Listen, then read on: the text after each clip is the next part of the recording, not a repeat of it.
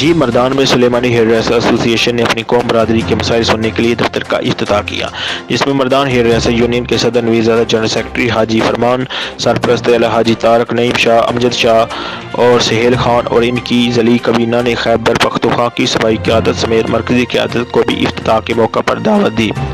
جس میں مرکزی صدر محمد اسلم سٹیلو، مرکزی سیکرٹری جنرل گوہر علی خان، سیالکوٹ کے ضلعی فرنٹ سیکرٹری چودھری محمد یوسف، KPK کے صوبائی صدر محمد شریف کاہلو، صوبائی چیئرمین نسیم خان سمیت KPK کی تمام ضلعوں کی ایسوسی ایشن نے بھرپور شرکت کی۔